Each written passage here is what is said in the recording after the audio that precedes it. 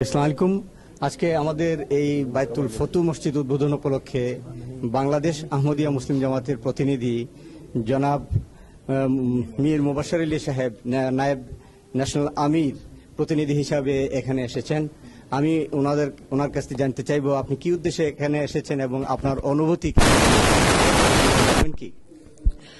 আসসালামু আলাইকুম।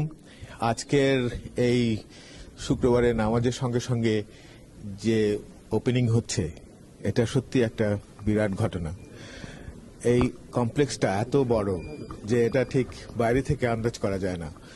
এইখানে শুধু ধর্মের জন্য, শুধু ইসলামের জন্য এত বড় একটা স্ট্রাকচার বা সুবিধা, বিশেষ সুবিধা করে এইখান থেকে আরো অনেক দূরে এই জামাতের কর্মকাণ্ড, এই ধর্ম প্রচারের কর্মকাণ্ড, এই চরিত্র সংশোধনের কর্মকাণ্ড এগিয়ে যাবে। তাই আমার কাছে আজকে আমি আপ্লুত হয়ে গেছি। আমার সারা মন আনন্দে পেরে আজকে এই উদ্বোধনী অনুষ্ঠানে যোগ দিতে পেরে। আচ্ছা, আমরা জানি যে জনাব মীর মুবাশশির আলী সাহেব ঢাকা প্রকৌশল বিশ্ববিদ্যালয়ের একজন শিক্ষক।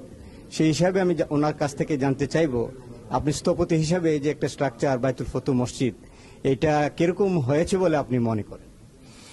এটা সত্যি একটা চমৎকার স্থাপত্য কর্মের নিদর্শন। কালকে এই স্থপতি যিনি, তার সাথে আমার আলাপ হয়েছিল। এটা একটা প্রজেক্ট হিসাবে বা এখানে এরকম একটা জিনিস তৈরি করা সত্যি একটা কঠিন কাজ ছিল, কিন্তু তিনি খুব সুন্দরভাবে আমাদের যা যা প্রয়োজন তার সাথে এবং আধুনিক স্থাপত্যের মিল রেখে একটা খুবই চমৎকার একটা স্ট্রাকচার বা খুবই চমৎকার একটা প্রজেক্ট তৈরি করতে পেরেছেন। এটা আজকে প্রথমে দেখে সবাই অবাক হচ্ছে, কিন্তু আস্তে আস্তে এটা ব্যবহারের সঙ্গে সঙ্গে এই ক্ষেত্রে টের পাওয়া যাবে যে এটা সত্যি কত সুন্দর হয়েছে, কত ভালো হয়েছে, মানুষের জন্য কত সুবিধাজনক হয়েছে। আচ্ছা, ওকে। আসসালামু আলাইকুম। জনাব মীর মুবাশশির সাহেবকে আমাদেরকে সময় দেওয়ার জন্য এমটি এর তরফ থেকে আমি ওনাকে ধন্যবাদ জানাচ্ছি। আপনাদেরকে ধন্যবাদ, অশেষ ধন্যবাদ।